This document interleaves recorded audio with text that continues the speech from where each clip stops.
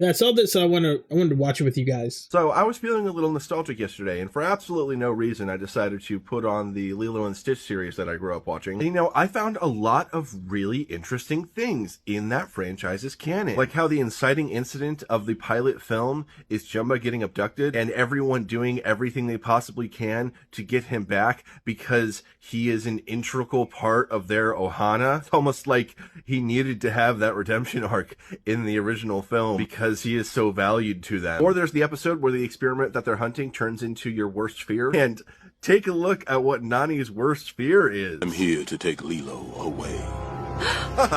Wow, it's almost like Nani would never give up Lilo. Because the entire Ohana dynamic shows how Jumba and Pleakley and David, to an extent, are there to take care of Lilo while Nani works. Because Nani is still able to take care of Lilo with the help of her new Ohana. Oh yeah, and in that Halloween episode, Lilo sings that song from the first movie, Aloha Oi, and it becomes like her coping mechanism when she's scared, which...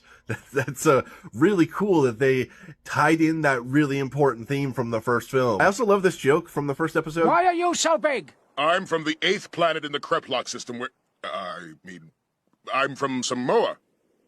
Well, all right. Oh, well, now we know. I definitely did not get that joke as a kid before I knew anything about Polynesians, but it's a great example about how this series continues to show the theme of ignorant white tourists who don't understand the native culture. Oh yeah, and then there's also the recurring secondary antagonist Myrtle, the bratty white girl who was always the one instigating the bullying towards Lilo, which is significant to how Lilo is treated like an outsider in her own culture, and it really wouldn't work the same way if all of the girls were islanders. I also love how every single episode shows that Stitch is making an effort to improve himself, which is interesting because they're showing that he has more depth to his character than just being cute to sell merchandise. Because if he didn't attempt to grow as a character, he would be useless. But this series knows and understands that Stitch needs to grow as a character. It's just so interesting to me that this sequel series, which was made at a much smaller budget and by a different team of writers and is much more aimed to children under 10, still understands and continues the theme from the original film. Oh yeah, and Gantu's there. He's a really cool antagonist. So I was feeling I did not realize. Now call me what you want. Maybe I'm not a true Lilo and Stitch fan. I did love the series. I thought the series was really good. But I did not realize, because I have a Disney wife, okay? And I will say this. She is fucking pissed. I mean, she's beyond livid with this movie. I did not understand when she was angry after we went and saw it, because let me set this up for you guys, because it's gonna frame it properly, okay?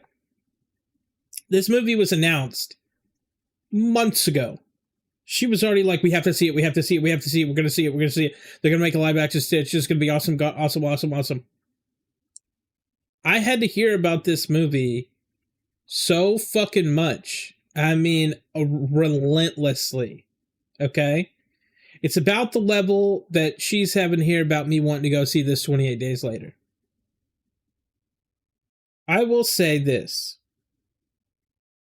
When we got out of that movie, she was disturbed.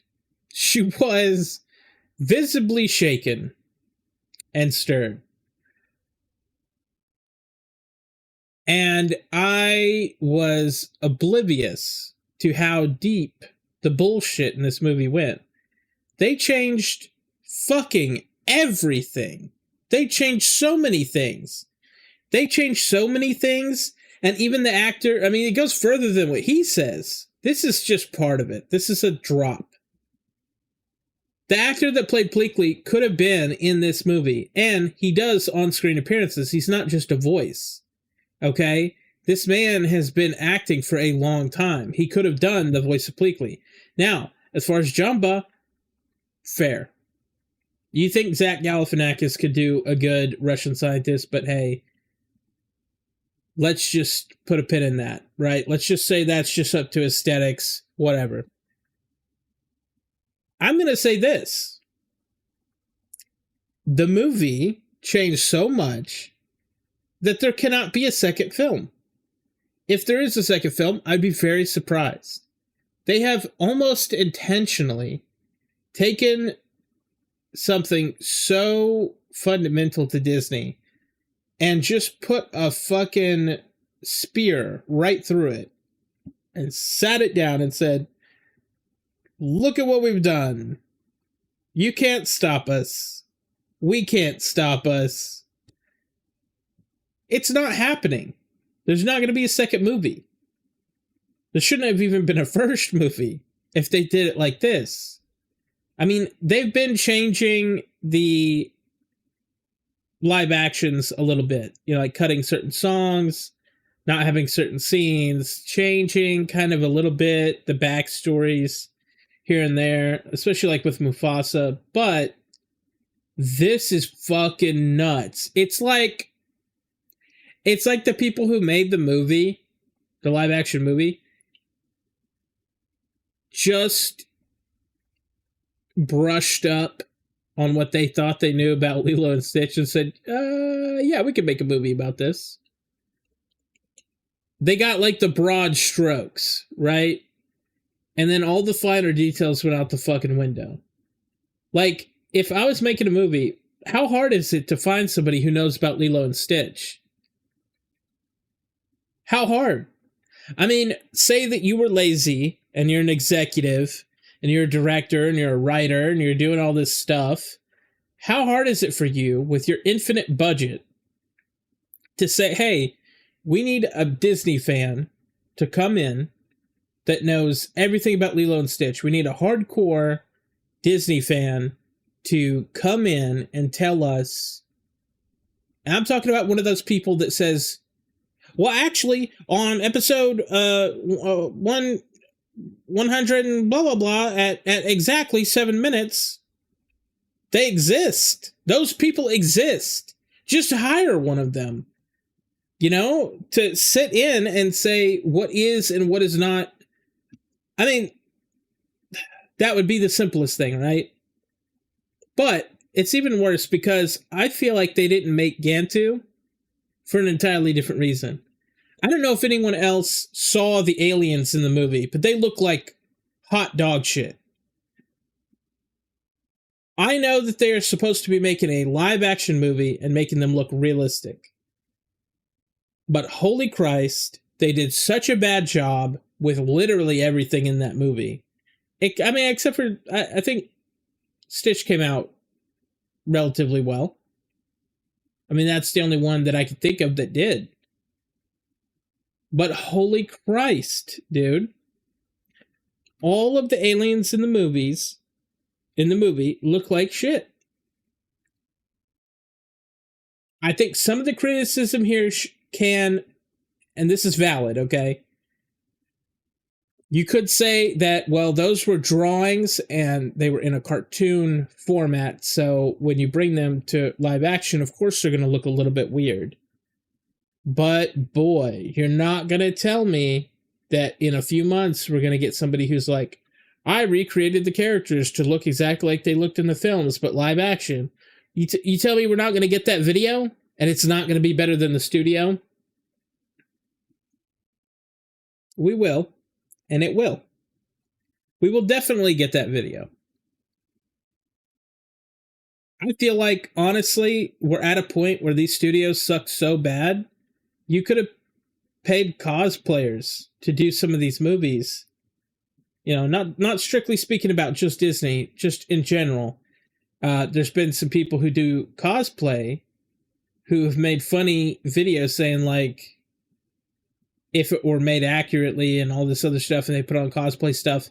I feel like it's true, though, and for cheaper. And they'd love to do it. They'd love to be a part of it. That's something else that's missing from these fucking movies that turn out like this. The love for the thing that was built is not in these people. They don't give a flying fuck about Lilo and Stitch, obviously. Because if they did, then it wouldn't have turned out this way.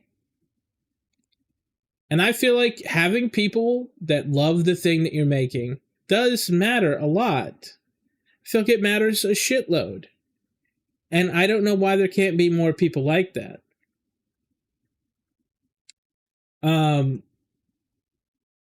a lot of things come to mind. But there are people out there who have the love for this specific subject, and those people need to be listened to. They need to be hired for these movies. But let me know if you think that, you know, what vent here to me. I want to hear it in the comments. You know, tell me how you felt about the movie. Tell me because like we went and seen it, we were happy, we were going in there, and it just shit everywhere. It was not a happy day. It was not a happy event. And I gotta be honest, seeing my girl that upset over a Disney movie was kind of funny. But then I realized this is a problem. This is a real fan. She should not feel this way after going and seeing something that she cared about, that she was obsessed about for months. So I think go ahead and vent here. Vent in the comments. I want to see what you said, you know, what you guys thought.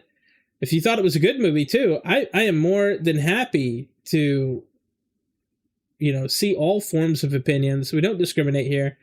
This channel is about just bitching about things that we love, and do it properly. Give me a paragraph. I reply to every single comment. You guys have a good day.